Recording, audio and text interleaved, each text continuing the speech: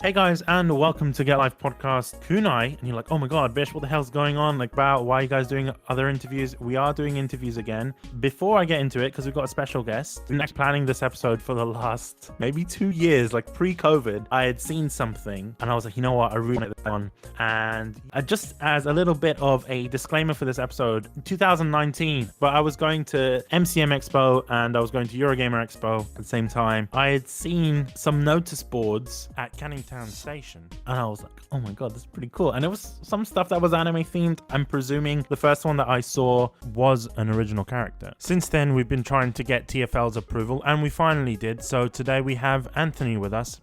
Anthony, say hello, introduce yourself. Yeah, hello. I'm Anthony. I'm a CSA at Canning Town Station. I work on the gate line and, help out with the security checks and trains and customer services and anything you need help with, I'm there. Just before we get into it, because you mentioned you're a CSA, but what is that exactly? Yeah, all right. So CSA is an abbreviation for Customer Services Assistant. So I'm on the gate line, so I help customers with their journeys. So if they need help with their tickets or Oyster cards or contactless payment cards to enter and exit the station. I'm there for obviously local knowledge of the local area. So if people need to, for example, as you said, get to the Excel Centre, for example, Comic-Con, I can direct them straight to where they need to go. Because obviously you are based in Canning Town, that's the station that you serve and work at. We mentioned Comic-Con, we mentioned MCM. Have you seen any weird things going on during Comic-Con? That's something that I really want to know.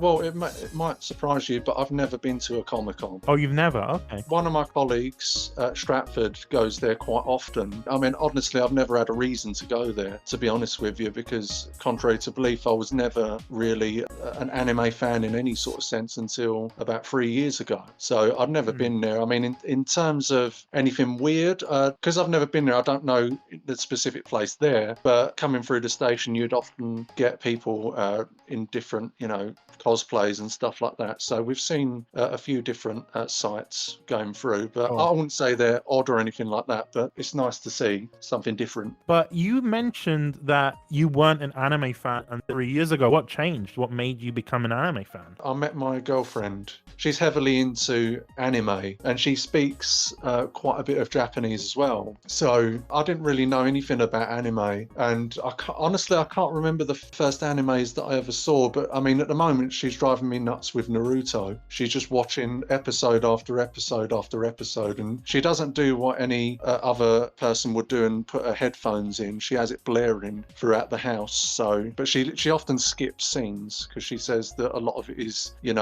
back in the past and that sort of past memories and all that, and she hates that for some reason, so she just skips it. To be honest with you, I can understand her frustration a little bit, because shows like Naruto and One Piece and things like that, they have a lot of filler episodes just to fill out the episode, pad it out a little bit. I can kind of understand where she's coming at. Yeah, it's quite funny actually. I mean, it does make me laugh, but I mean, I did try to watch Naruto with her, I think it was a couple of years ago, but I don't know what it was. I couldn't get on with the style. I don't know if that makes sense, but I just couldn't get on with the style, whereas My Hero Academia is more the stuff that I like, if that makes sense. So yeah. Although I will say this, over time as anime fans, I think we kind of learn to appreciate all these different styles of anime, and we kind of get used to them as well. I don't see myself really having that sort of prejudice against art styles anymore. Like, I learned to appreciate all the different art styles in anime, and the fact that there are older shows out there, and I shouldn't necessarily discredit them because their art style or animation style was a certain way. I'd also say, doing kunai and actually reviewing anime for a living, you kind of realize that the art style tends to be the least of your problems. There's a lot of shows out there that are plagued with some very big issues around story and character development and things like that. So for me, the art style hasn't been much of an issue for me with a lot of anime. But to be honest with you, I'm really curious to know, what was that one show that made you think, oh, you know what, I'm going to stick with this anime thing and I'm going to be dedicated to it? I mean, I would say Studio Ghibli films are the ones that have kept going, because there's so many of them. So I'm trying to think of the first one that I ever watched with my girlfriend. Well, actually, it wasn't with my girlfriend. This was about 10 years ago when I watched Spirited Away with my friends, because they were they are Studio Ghibli fans, and I quite enjoyed it because back then I didn't like reading subtitles and all that sort of stuff. I mean, I do struggle a little bit now with the subtitles to a degree, because I find that different films or animes have different speeds, like subtitle speeds, if that makes sense. So sometimes, I can't remember which film it was. It's a Chinese film, and I can't remember what it was called. But it was a war film. I was really interested in it, but the subtitles was going so quickly, I had no idea what was going on. So I couldn't read them quickly enough. And then I got my girlfriend. I said, "Well, go on, you try and read them." And she was trying to read it. Oh no, I'm lost already. So yeah, I mean, if they're slow enough, but I find a lot of subtitles, they try to match the exact speed of the voice, and it's too quick. But yeah, I'd say Spirited Away was the first ever one, but I'd say my favourite one was My Neighbour Totoro. Oh, okay. I would say. For some reason, I just liked that film. Yeah, I think it was quite good. Although I've just finished watching Porco Rosso, which was a couple of weeks ago. Again, I've never seen it. For me, I also enjoyed the Studio Ghibli films. As you know, they are obviously critically acclaimed. I've noticed that people that aren't traditional anime fans tend to enjoy the Studio Ghibli films because of the fact that it is critically acclaimed and coming from a Academy-winning studio. But I think also there might be some consensus that it isn't necessarily considered as anime. I think people just treat it as animation from Japan as opposed to anime in the traditional sense. It might be because a lot of the time these are dubbed, or they are kind of published and released by huge studios and licenses like Disney, etc. So that might be why. But to be honest with you, I think that also happens with a lot of animation from the 90s. If we're talking about Sailor Moon, Dragon Ball, Naruto, probably not Naruto, but those shows that a lot of people grew up with watching on Toonami, watching on Spacetoon. If you live in the Arab world, for example, a lot of people don't consider them as anime. A lot of people see them as,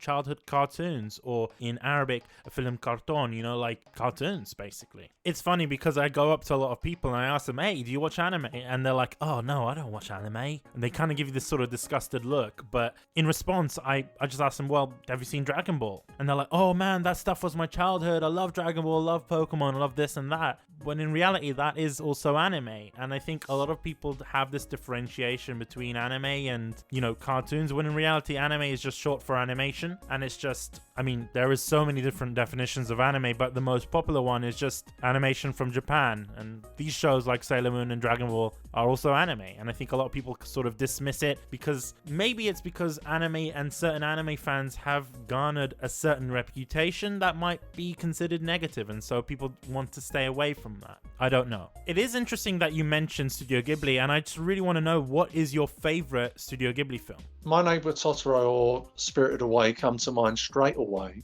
But then I've seen, things like Howl's Moving Castle. I did actually really enjoy The Cat Returns. Okay. I do really like that one. Again, recently I watched Porco Rosso. The one that I've wanted to watch, but my girlfriend keeps putting me off of it, is Grave and the Fireflies. She keeps saying you have to really be in the mood for that film. It's very sort of somber and, that sort of low energy, if that makes sense. I don't know how to really... But that looks interesting. But there are a lot of Ghibli films that I've never seen. So there was Princess Mononoke, which I really liked. Although I was saying to my girlfriend, it's like Dances with Wolves, if that makes sense. It had a very similar vibe to that. So to be honest with you, I've never watched a Ghibli film and felt that it's gone wrong, if that makes sense. The only one that I've not been able to get on with is, I don't know the exact name of it, the Yamadas. Yeah, and I think it's just as simple, the style. I just didn't really get on with that one. It's interesting that you've mentioned your love for Studio Ghibli films, but all the ones you've mentioned are directed by Miyazaki. I've met a lot of people that when you mention Studio Ghibli films, all they say is Miyazaki, Miyazaki, Miyazaki. And I'm smiling as I'm saying this because they kind of go hand in hand. But at the the same time, there's a lot of Studio Ghibli films that I feel get overlooked because they're not directed by Miyazaki, and that's unfortunate. And if I was to recommend one of my favorite Studio Ghibli films to the audience, obviously there is The Tale of Princess Kaguya, which is really beautiful in terms of its art style and animation, but I also really love a film called Only Yesterday. And I think a lot of people don't necessarily know about this Studio Ghibli one because this was released in 1991 in Japan under the name Omoide Poro Poro, which I believe means memories come tumbling down, and only got a English language release in 2016 and had some very lovely voice actors in them. One that comes to mind is, of course, Laura Bailey, who's in everything. One of the top voice actors that I know personally. And it also has Daisy Ridley from Star Wars. Yeah, don't sleep on this anime. I think it's quite an amazing anime. It sort of tells the story of Takeo Okajima, who's unmarried and she's living her whole life in Tokyo, and she wants to sort of go to the rural countryside, and she does that every year, and she kind of wants to live there, and it's quite interesting. It's about her story, about her as a woman, but also how she was living her childhood, and I think it's very powerful when you watch it. I don't want to spoil it here, but it's an incredibly powerful film, and I recommend everyone to go and watch it. It's on Netflix now, so open up Netflix, go and watch it. It's a beautiful film. What might have put people off from watching it is the fact that this isn't your traditional style of Ghibli film or your Miyazaki film, in the sense that there is no action, really. There is no fighting. It's set in a more modern sense, right? It's set between, I think, the 60s and modern day. So there is no fantasy element within this film. It's more of a realistic film in the sense that it focuses on the human struggle. And I really like that, and I really relate to that a lot. So once again, don't ignore this film because it's fantastic. For me, it changed my life for sure. It does remind me, I mean, I'm sure I may have seen it actually. I think Miyazaki, he has a way of telling stories, because I think he does quite family orientated films and stories, doesn't he? That's what I sort of take from it. Yeah, I'm not gonna lie, I really do enjoy a lot of Miyazaki's work, and I would say even before I watched anime, and even before I was a big anime fan, I really love Miyazaki films. I remember watching My Neighbor Totoro and watching Spirited Away, and I'd watch them on Film 4 or on BBC One actually. I'm trying to remember, during like half term and Easter and stuff like that. And it was actually my sister that was like, you know, you would really enjoy these. This was even before I even liked anime, and back then I used to really hate anime and I just never used to like it, and I was quite disrespectful towards anime fans and the community at large. Going on from that point, I just wanted to know, is there any other shows and any other anime that you love? Because you mentioned My Hero Academia, you gave us a little bit of a taste, so I just really want to know more about your interest in anime. I watched things with my girlfriend, so I can't really remember all of the names. Yeah. My Hero Academia has been the main one recently, although because they've just brought out a new series, haven't they, or a new season? But we've not watching it because we want, you know, more episodes to come out, and then we can binge watch it a bit, if that makes sense. So yeah, I mean, I do like that one, although to be honest with you, the first season I really struggled with. Really? Okay, why is that? What was the main character's name again? So I forget all the names as usual. Deku is the main character. Yeah. So me and my girlfriend had a problem with it, but me more so, because in the first season he was just crying all the time. And Okay. I mean, obviously, I think this is an anime thing as well, from what I'm being told, but I found it was quite over the top, and it just went on and on and on and on, and I was just like, I don't know if I can handle this. But from, say, the last couple of episodes in, and maybe onto season 2, I really got into it. And the good thing about in my opinion, the show is that Deku, although he's the main character, the other characters, the secondary characters, don't feel like secondary characters. You feel like you know the characters. I 100% agree with you on that one. What's interesting about My Hero Academia, especially with their side characters, is because they are such a tightly woven community of characters. They're in that school setting, they are classmates. You see them all the time in shots, whether it's in the foreground or in the background, but also you have such an interesting cast of characters. They each have their own quirks, and you really want to delve into that a little bit. And I would feel that it would be a waste if they didn't include that and didn't have that character development there. So I understand where you're coming from, and obviously that is one of the strengths depths of Boku no Hero Academia. Well, exactly. And I find the action as a sense, because I can't remember the first ever anime that I watched with my girlfriend. I don't know whether it was Naruto. I don't think it was. But I remember there was these two characters and they were starting to fight. And then one, I don't know, he threw a fist and then this big wave just erupted all around and there was buildings flying everywhere. And I thought, this is so over the top. I can't get into it. But it's coming from sort of a Western point of view where everything's quite realistic and, you know, with Hollywood and stuff like that and Disney cartoons and things like that. But then when you jump into anime and then everything's very expanded upon and very over the top. Not everything. A lot of the action can seem quite over the top and it's sometimes hard to just wrap your head around. It's just fantasy. Just go with it. As opposed to try to logistically think of it making sense, because it's not what it's meant to do. I must say that it is interesting that anime is a little bit over the top, because I know a lot of people use anime and similar media, whether it's anime, manga, or even light novels, as a form of escapism. Because I know there's a lot of people out there that they suffer from a lot of different conditions,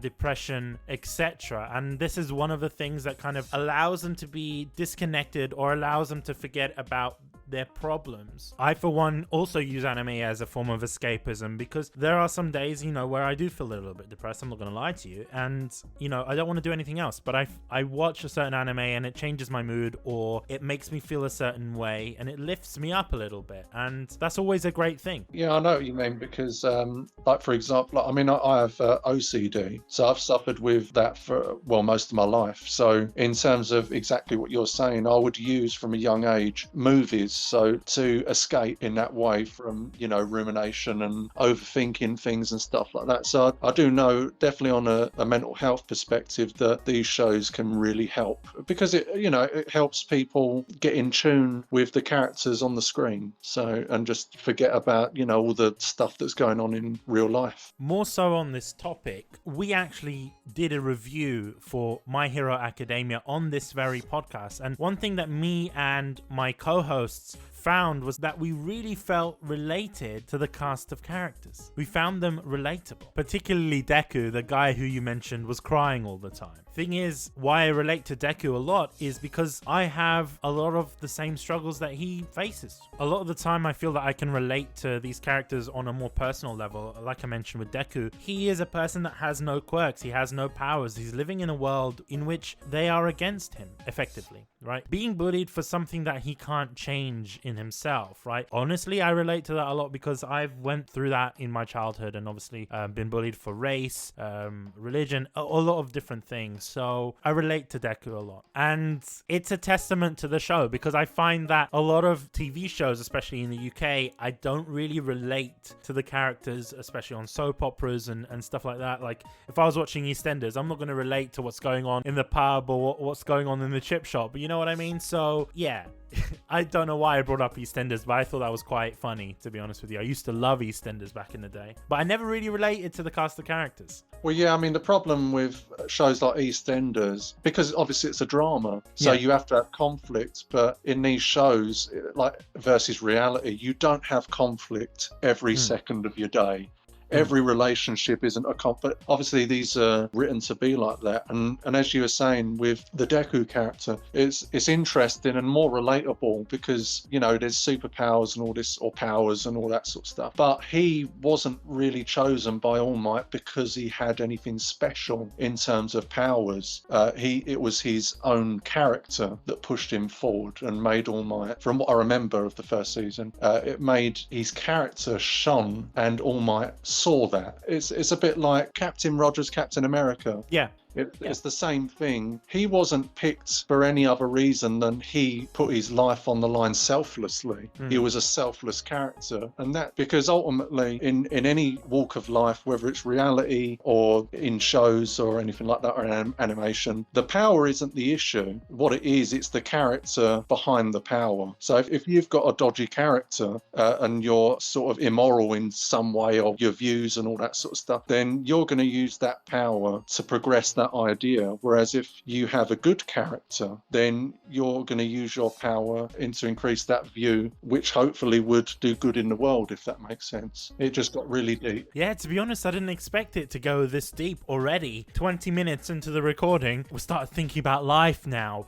But what I wanted to know, just to give it a little bit of a comedic edge, I want to throw this question out to you. Where do you see yourself on this spectrum? Do you see yourself as a hero? Do you see yourself as a villain? Do you see yourself as All Might with one for all, or do you see yourself as all for one? Do you want that power for yourself, or do you want to share it with others? So the funny thing is, and my girlfriend laughed in the early morning with this. So she never realized that my alarm clock for work is the All for One theme tune. Because I basically got it off of YouTube, and I got the All for One, which is, again, when there's the All for One reveal, I can't remember if it was season 2. See, I'm a sucker for music and themes, and when his theme played, I was in sort of, and I'm not overinflating it, my girlfriend could tell you, I was in ecstasy, because I leant forward and I'm like, hear that music? Can you just listen to that theme? That is the best thing about this show. I just love this music because it's so haunting, but it's so interesting.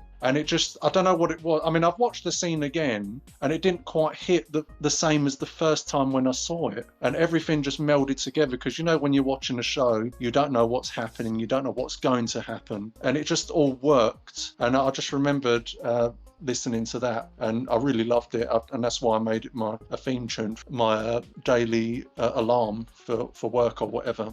In terms of a character, as I've always said, I think like everyone maybe listening to this, it's good to aspire to be the best that you can. So that could be a Deku, that could be an All Might, but I think the thing that I would say is I would want to cling to the parts that are negative of me as well, because without those parts, you don't have the good parts. Okay. So I think a lot of people, like, they would want to, for example, they want to be Superman and Captain Marvel and all this.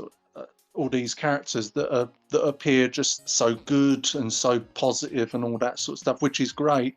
But for me, it's never really realistic. And as I said, I ground myself in a way of, I like to maybe be the sort of grey area, if that makes sense. Honestly, I did not expect that answer. I thought you were going to say that, I wanted to be like All Might and come in and swoop the day. But that is quite interesting, to be honest with you. I mean, you do see them go through their different bits and then all of a sudden they get to their point where they're most famous for. I'll be honest, for myself, the real interesting bits is where their character is challenged. When they go through the conflicts. Because you can't have, say, the light and dark, for example, because this is, throughout time, it's always light against dark in different, stories and things like that. But you can't have the brightest light without the darkest dark. And that's often why you find the characters that are that heralded the best and the brightest. They've often got the darkest pasts, because you can't get to that point without experiencing the dark parts. So, for example, in real life, you can't experience a lot of the positive stuff without experiencing the negative stuff. And with myself as well, you try, keep that all at bay. You try not to experience anything overly challenging or that take you out of your comfort zone or that's too uncomfortable. But you need that to grow, because without that, you'll never get to that point, if that makes sense. So that's my answer. I wouldn't want to, I would aspire to get to that point, but I wouldn't want to do it to the detriment of letting go of all the stuff that's made me get to this point. Okay, that being said, we're just going to go on a little bit of an ad break. If you are subscribed to us on Apple Podcasts, you won't be hearing an ad break, so just bear that in mind. So thank you for subscribing, or thank you for listening to the ads. When we get back, we're going to be talking about the notice boards in Canning Town Station.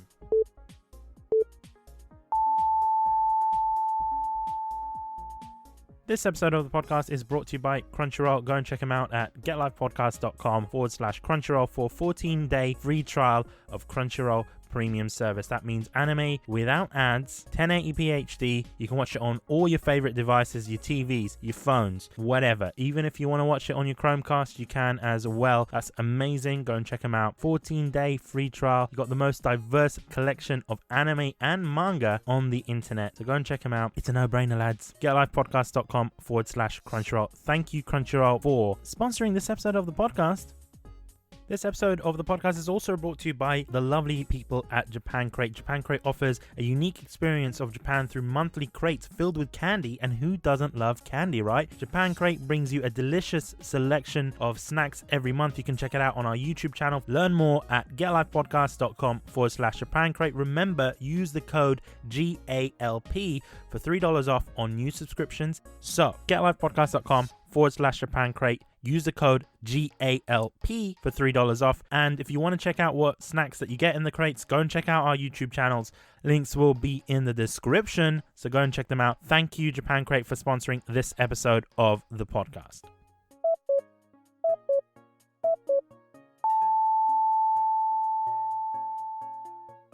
Okay, and we are back. Hope you guys enjoyed the ad breaks. If you didn't listen to the ad breaks, well, thank you for subscribing on Apple Podcasts. I really do appreciate it. But we are back with Anthony from TFL. We're going to be talking about the notice boards in Canning Town Station. So I just wanted to know, where did the idea behind the artwork on the rate boards come from? Because I noticed that across the TFL network, there's a lot of very interesting things written on the notice boards, whether that is poetry or, you know, little motivational quotes and things like that. I know, for example, my local station tends to have motivational quotes from some very inspiring people, you know, Martin Luther King, Mahatma Gandhi, etc. What made you think, well, I'm just going to draw some anime characters on these notice boards? I mean, I don't know what your local station is, but I mean, as you said, well, I mean, over the network, you'll get some colleagues that will do their own thing. So often it will be the inspirational quotes, which oddly enough, I started off about 2.5 years ago with quotes. But to be honest with you, I mean, I do love inspirational quotes, but to me, it just wasn't my thing. So I wanted to interact with the people going through the station. So I would do things like jokes. So, you know, quotes and jokes and all that sort of stuff. And often I found the ones that really hit home were the relationship jokes, because it's what ultimately everyone can relate to, whether that be if you're single or, you know, you're in a relationship or you're married or all that sort of stuff. I would play around with different jokes that I'd find off the internet and I'd put different boards out, and people really liked them and would take pictures, and they would, you know, which I really loved, because you'd see people laughing and, you know, as opposed to just walking through the station, there's no emotion whatsoever, because you know what it's like. You're just getting to your destination, so it's not a place where you're thinking, oh, I can have fun, if that makes sense. So I was doing that, but then after about 2 or 3, no, it must have been about 4 or 5 months, I'd literally run out of quotes and jokes. I couldn't think of any more, because obviously we can't be deemed to be putting anything that's deemed to be offensive or anything like that. So the library is quite barren, if that makes sense. So because I have to be very careful on what I put on the boards and how I word things and all that sort of stuff. So it was actually one of my colleagues who said, why don't you should draw a picture with the quote. And I said, well, I mean, I can do a heart, but I've never drawn before. To be honest, I'm rubbish. I don't know how to do it. So I'd given it, a miss. So I did more quotes. And then I think one time I ran out of quotes again. And then I thought, okay, I'll try and do something. And I think it was, I don't know whether it was coming towards Valentine's Day. So what I did was I drew a Forever Friends bear. I think it was in our Twitter feed, someone actually posted that. I think it was last week, and I said to him, you do realise that was the first ever board at Canning Town. But so I did that, and I thought, oh, you know what, I copied it quite well. And then I thought, all right. And then colleagues were like, oh, okay, they said it was nice and all that. So I thought, you know what, I'll try another one. So then I did that, and I saw people taking pictures and stuff like that. It was a bit of a tussle, because in a way where it's mainly safety critical information on the board, so often it was like rubbed off and things like that. But then it started to grow traction with passengers with the different boards, and then management were like, you know what, we've got something positive here. You know, people are actually enjoying coming through the station, and so that's why it was okay. We'll let you do it. You know, if we need to do anything in emergency, we need to use the boards, then they'll have to be wiped off, and we'll have to that goes over, and I said that's no problem. So from there, I started to realise, oh mate, I can copy quite well. So I'll do Disney stuff, I'll do Studio Ghibli stuff, and I drew my girlfriend as well on one of the boards, and you know, a lot of people liked that. So it grew. I mean ultimately as well, because as I mentioned earlier, because I suffer with OCD as well, sometimes when the footfall in the station is a bit low and I start to overthink a bit and ruminate, I would use the boards and doing the drawings and the quotes and things like that to help stable my mind or stabilize my mind. So it helps me get through the day, to be honest with you, mentally. That's how it started to grow. Am I correct in saying that the reason you put the anime characters on the board was possibly a direct influence from your girlfriend because she got you into anime and that was something that you were into at the time? Yeah, I mean, I would say definitely the Studio Ghibli ones. I mean, oddly enough, I can't remember the one I first ever did. I think it could have been The Spirited Away or something like that. But I mean, because I'd done lots of sort of Mario and Tom and Jerry. I mean, the Tom and Jerry one is one of my favourites I did because that was really difficult, to be fair. I did The Last Airbender. Lots of people keep asking me to do Dragon Ball Z. But it's the same thing. The reason I can't do a lot of what people ask is primarily down to the pens. Because a lot, say for example, is it Goku in Dragon Ball Z? A lot, I think his outfit is just mainly orange, and the problem is when you draw, you colour in the board and stuff like that, it takes a lot of ink. So I'd frequently be going through lots of pens and stuff like that. So I choose characters mainly on, the colour as well, and obviously difficulty because some, I've still got to just practice with and things like that. So that's why I'll do, like, say, Halloween. I say the annoying thing, but with the anime characters, I don't know if this makes sense to you and the people listening, but a lot of the drawings can be quite suggestive that you're trying to copy. Yeah. So I would have to, for example, say artistically, but like cover things up or do different pieces of clothing to sort of cover certain parts, because again, you don't want to put things on the board that can be suggestive in any way and stuff like that. So, I mean, it's good in a way because it helps me have to do things in my imagination and practice that way. And all the boards, have come out really well. So, especially with the Halloween ones and stuff like that, First noticed the boards when I was coming back from MCM Expo 2019, which was, I believe, the last expo since the pandemic started. And I'm not sure if it was an original character, but I was just amazed by it because you don't really see anime out in the wild. But I am curious, was that an original character of yours? I think that was one of the first Halloween characters that I did. So it's Halloween, and I just put anime Halloween because, I mean, another reason for the anime is because it's not so lifelike, if that makes sense. Yeah. Because when you've got pens, you can't really do shading, so it's very block. So so I picked that particular one. Again, it was, I can't remember what website it was on. It was some sort of animation site. But again, I had to do certain things with the suggestive part. Just do clothing in a certain way, which was better for the board and stuff like that. But I mean, I enjoyed that one. I was looking at that one the other day actually. So how do you decide what to put on the board for that day? Often it's not on the day. It's usually the day before. Okay. So I'll go through things, and I'll often ask my girlfriend, what do you think of this and that, and she'll say, oh yeah, that looks good, or this one looks good, and I'll just do that because I have to do it on complexity as well. And with choosing it, it's just seeing what works and what doesn't work. But ultimately, it's really what I love to draw. So if I don't love it, then there's no point in drawing it, because if you're not feeling something, then it comes out in the drawing, and if things start going a bit wrong, you just can't be bothered to carry on with it. So that's what I find. I've really got to like the image. Oh, one thing that I wanted to know is that how do you draw them? What equipment do you use? I'm imagining because you need to wipe them off in case there's an emergency or anything like that. I'm presuming you're using dry erase markers, right?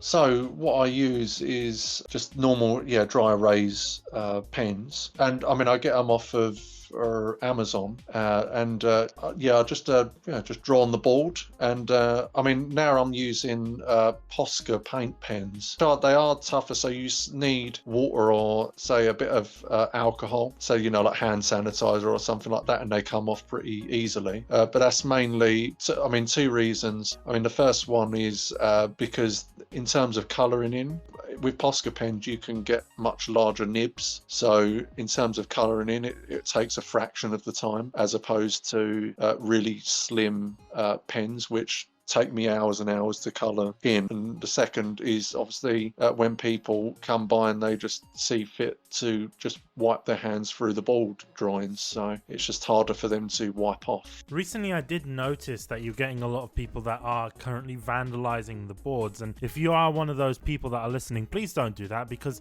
it's not really nice. That's the first thing. And secondly, a question for you, Anthony, what do you do to prevent that from happening? Well, ultimately there's nothing I can really do in that regard. I mean, the only thing that I can do, which I have done for over a year, is I've got plastic sheeting that I found in the posters, the poster bin in work, and I think I've got 3 of them. And what I do is they fit perfectly in the whiteboard, and I just cover the image like that. But as you said, currently we've had a member of the public not see fit that boards should have any artwork or any sort of, the station shouldn't have any sort of pictures or anything like that. So he's been coming through and just vandalising it on purpose, which is quite highly annoying because it destroyed one of my favourite boards. So that's why I've got on all the boards behind a cordoned area, which is a shame that you have to do, because people really like entering the station, they just see the images there and then they can take pictures straight away, whereas when they're on the side they could be missed a little bit. It's honestly unfortunate that there are some people out there that don't understand that someone might have a bad day and then look at these boards and see one of their favorite characters and it might make them feel better. And it genuinely, like I mentioned, it is quite unfortunate that there are some people that aren't necessarily considerate of the needs and the emotions of others. And it's a shame because these boards take you quite a long time to actually get done. Yeah, I mean, not to put too fine a point, but I mean, often some of the images they take 3 or 4 days for me to do. And as I was saying about the Posca pens, the main reason they take so long is because one, the board is quite large in itself, but then it's the colouring in. It takes hours and hours and hours. So when people put their hands through it, I mean, sometimes it's little children would run up to the board and it's not their fault as such. They just see a nice image and they just want to poke it and whatever. Most of the time their parents will just be like, oh, stop, and all that sort of stuff. They'll apologise and they'll go on. But as I said, sometimes people just maliciously just put their hands all the way through it, and sometimes, most of the time I can repair it. It takes a few hours to repair it, but sometimes, as the last 3 days, it's they've just ruined it beyond, there's no point repairing it, you're just drawing it again. So I'd rather just wipe it and then try and do a new image. Okay, we're going to go on a little bit of an ad break, our final ad break in fact, and then when we come back we're going to talk more about the boards, because that's why we're here. It is very interesting. We're going to delve into it a little bit more. So we'll see you on the other side of the ad break.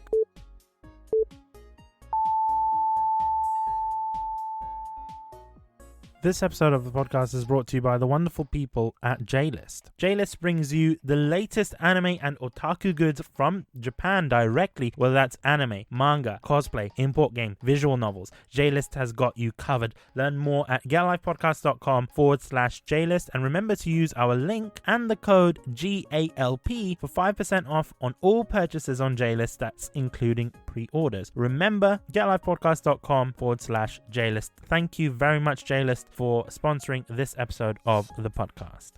Hello, this is just a reminder for you guys to check out our Discord page. If you go to getlifepodcast.com/Discord, join our Discord page, join in on all the discussions that we're going to be having, whether it's in our gaming channel, our anime channel. Go check us out there. Hopefully in the future we'll be doing our giveaways. All podcast giveaways will be done via Discord as well, so make sure you join in on the fun. In addition to that, make sure you follow us on Twitter at GetLifePodcast. If you like what you see here, follow us on Twitter. We'll be posting new episodes, videos, announcements, things like that on Twitter as well. So be sure to check out our Twitter page if you want to be notified of all those kind of stuff. Anyway, back onto the episode.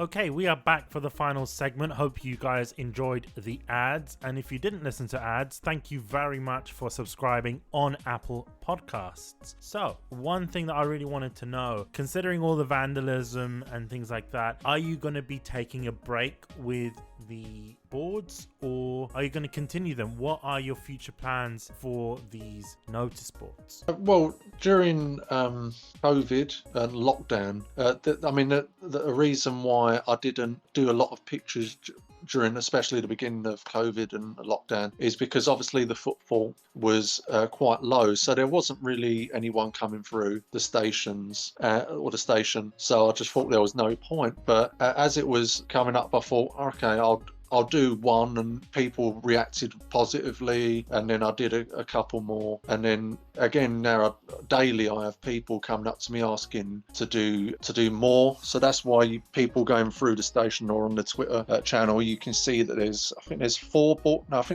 or five boards now with images on them, and there's a couple of, because they're two-sided obviously, so two of the boards have got a blank on each side, so I'm just going to work on that. But yeah, I mean, I will be continuing in the future. It's just a shame that Comic-Con isn't happening. Actually, MCM Comic-Con in London is going to be happening in October. So they're going to be doing MCM Comic-Con 2021. I don't know how it's going to work with social distancing and whatnot, but it should be nice to see the expos come back. And I'd imagine you'd get more footfall in the station during that time as well. The good thing about at the moment is that I've had the opportunity to, say salvage, but a lot of the boards are sort of on the other side of the station. So I'd taken those and I'd cleaned them all up because I had all old masking tape and bits on them and dust and things like that. So I cleaned all those boards myself. So that's why there's all those boards are being used and all that sort of stuff. And it's just a shame, as I said, maybe I can try and work on getting that many boards, for when Comic-Con comes, and then say on my shift, I can put them out, in a safe sort of way, out on the station, the ticket hall, and then, get a lot of traction and a lot of interest that way. Because the last Comic-Con that was before lockdown, I was doing Studio Ghibli pictures then, and I had people literally standing behind me, and I think that a lot of them were definitely a group was from China, and a group had come specifically from Japan because they had seen on the Twitter page what I was doing, and they came specifically from Japan to come to Canning Town to see the boards. Yeah, which was quite nice. And a lady from China, she gave me a Chinese luck charm. So I still got that in my bag. But yeah, she said she wanted, because she was leaving that day, and she said she wanted, she saw the boards and she wanted me to have the luck charm. So so that's that. It's amazing, isn't it, that you have people that you don't realise are seeing what you're doing, but from the other side of the world. And it's crazy when you think about it that way, but yeah, it does get a lot of traction. It is interesting that you mentioned that there are people from around the world coming to visit the station, particularly from Japan, because I'm not sure if you know this, but Japan's train system is fantastic, and there are a lot of things within Japan and Japanese culture in which people do appreciate the system, if that makes sense. There are people known as train otaku in the same way that you have anime otaku, right? People that love trains a lot. And I noticed specifically in Japan, if you're looking at Tokyo or places like Akihabara and stuff like that, that the advertisements that happen for anime specifically tends to happen on train stations. I imagine that's because a lot of people use public transport in Japan, but not only in Japan. I've noticed in San Francisco, for example, and in LA, Funimation, actually, to promote the Demon Slayer Mugen Train film, they actually covered, or I think wrapped, one of the trains in the anime artwork, which I thought would have been cool to see in the UK. I doubt we'd ever see that though, but that would be awesome to see as well, to be honest with you. But I think what is the most appealing thing about the notice boards, especially to people that are coming from abroad, is the fact that this isn't an advertisement. This is someone that is doing all of this by hand, lovingly. So I think that they look at it, they appreciate it more, knowing that it is done by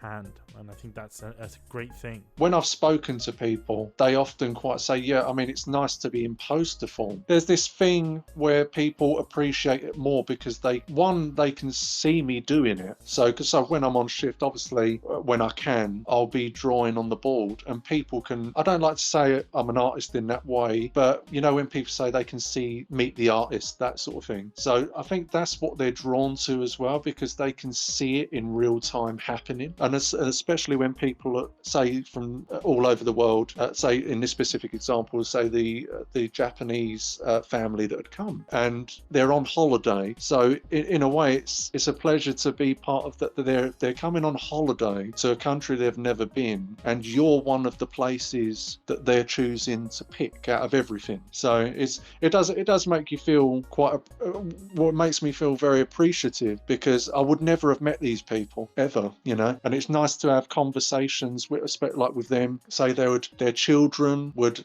name the characters, or they would say, oh, is this Deku, or is this, and like yesterday it was the same thing where a man and his son were walking through, and the little boy was like, oh, Dad, do you remember that one? And he was pointing to the Princess Mononoke one, and the father was like, I don't remember it. And I said, oh, it's Princess Mononoke. And then his face lit up, and he looked at his son and he said, now I remember it. It was just that moment of bonding, because I mean, I've come from a family where my dad wasn't really around, so it was nice to see that in real life, and just to see that a simple drawing on a board can evoke that, and I've influenced that in a positive way. I've noticed, at least a little bit on your Twitter, I'm not sure if this was something that you were doing pre-COVID or during the lockdown and whatnot, but I've noticed that you're doing paintings. Care to tell us about it? I mean, as I said earlier, like even now, I'm more like to say I'm more a copy artist in that way. I don't say specifically artist, because I do think there's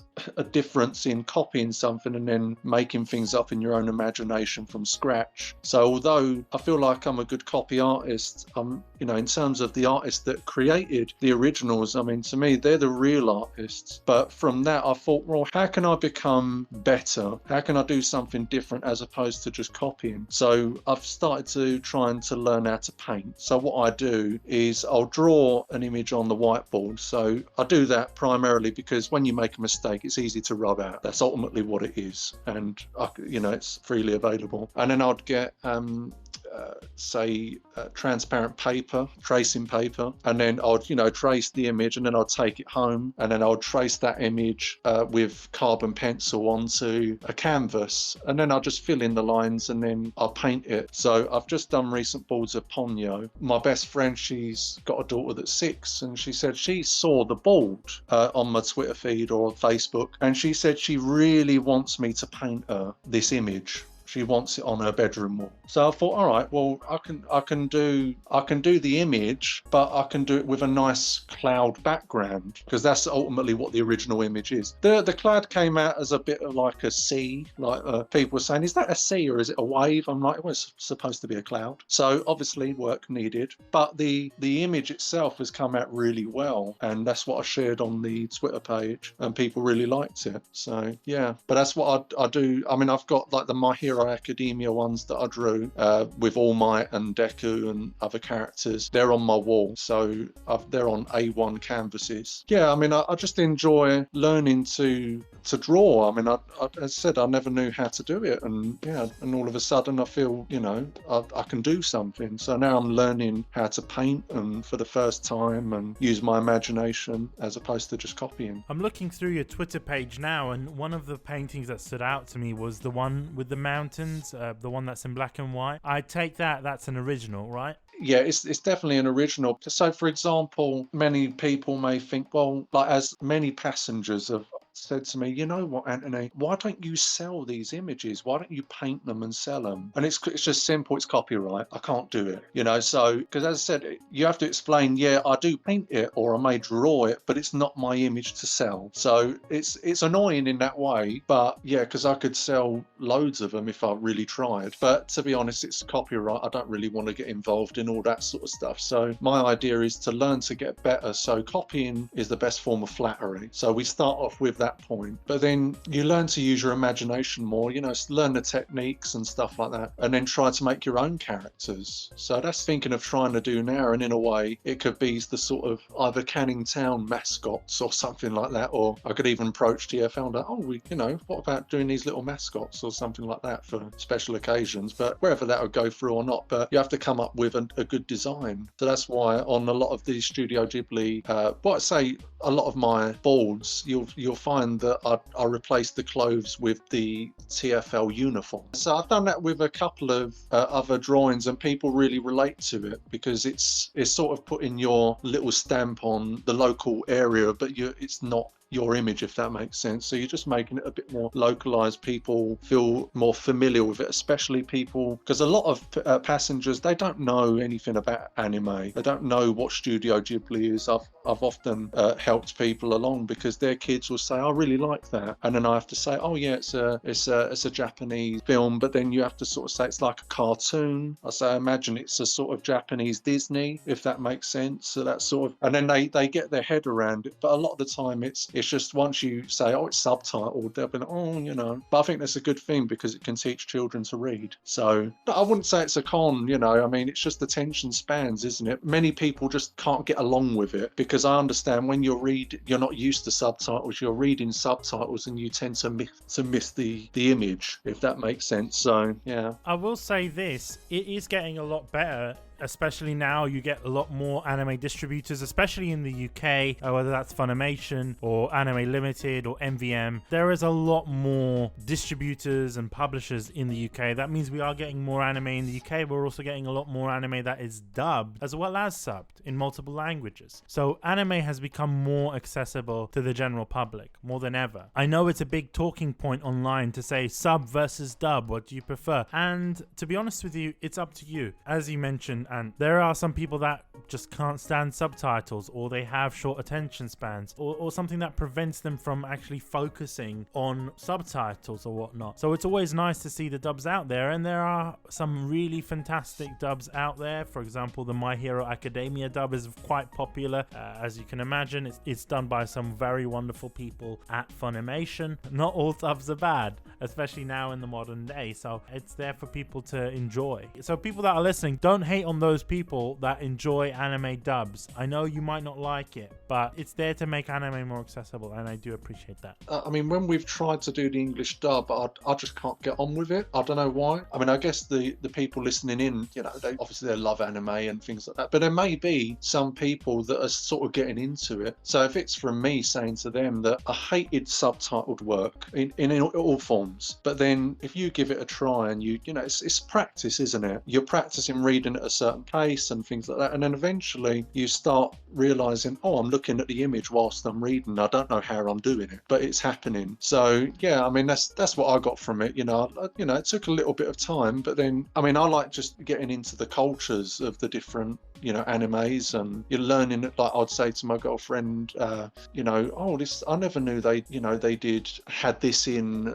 Japan, if the anime is depicting Japan or a different part, a different country, and then she would like say, oh yeah, they have this and they have that. And so it's interesting to know because we're big foodies, because we're saving up to go to Japan in 2023. So yeah, so we're learning about food, but we're learning about food for anime. Do you see what I mean? It's just little things, and just how cultures are different, how different cultures will do, like eating a certain way. What's the customs about, for example, learning about how to use chopsticks properly. Little things like that, which I never knew. You just do your best, but it's just nice to know that the reasons why things are happening in certain animes, and you think, oh, it's just total different cultural experience. I do agree with you on that point, that there is a level of cultural exchange with anime. I do understand that is quite superficial in some cases, but even governments recognize that. For example, I've noticed that a lot of times you see a lot of museums that are co-funded by the British government and obviously the Japanese government, or even the Japanese government themselves when they're doing events in the UK or internationally like the Olympics, that they use mascots from animation companies companies, from game publishers and developers like Nintendo,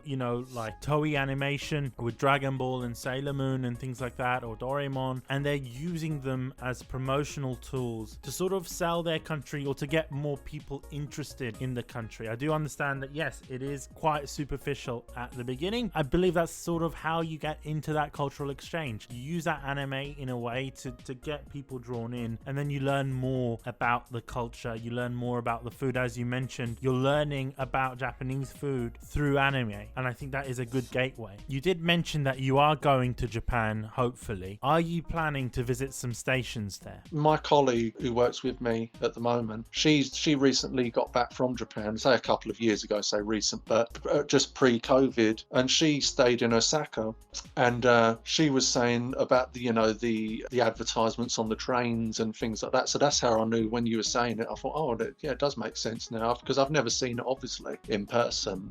In answer to your question, yes, and I'll definitely like to go to the stations, because obviously where I work on for a train network, I mean, we've got the oldest network in the world, London Underground. But it's also nice to see, like when we went to France and Rome, it was nice to see what the differences are, and it's just interesting. And oddly, my colleague was telling me about Osaka, and she said, do you know the poster you have to stand in front of and take a selfie? And I said, what are you talking about? And she showed me this poster, and it was of a Running Man. That's quite interesting. I know that there's quite a lot of things in Japan that are quite quirky like that, and I would like to go there one day and actually take a look at all the beautiful historical buildings, the sort of the neighborhoods as well. I want to visit Akiba as well, Akihabara. I want to go to Osaka as well. There's so many different places that I want to visit, and just go there and just relax and, buy some anime merchandise, buy some old games at Super Potato, stuff like that.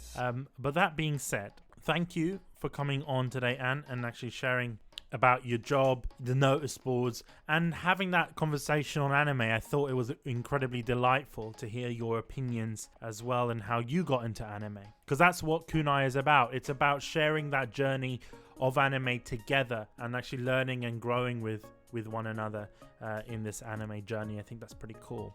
Hopefully we do get you on in the future to talk about other projects that you may be involved in, or anything else as well. Maybe we have a conversation on anime as well. I don't know. But before we end this episode, I do want to give you an opportunity to talk about any final points or anything that you really want to give the spotlight to. I mean, all I'd say is, I mean, it's a cliche thing, but just be yourself and believe in yourself. And if you feel that you can't do something, just say to yourself, you don't know because you haven't tried. The only time you ever fail is when you stop trying. So that's evidence. Like, I never tried drawing, and now I know that I can draw. Maybe not from my immediate imagination, but it's the stepping stone to something that's taught me to go into painting. So that can take me into different areas as well. And also, if you are thinking of whether you're in London or whether you're coming on holiday, it would be really nice to see people. If they wanted to come down and view the balls themselves, they can say hello to me, hello to staff. And it'd be a pleasure to, if they wanted to talk about anything, and it'd just be a pleasure to talk to people about it. Before we end this episode, I want to give my thanks to a few people, mainly Anthony for coming on today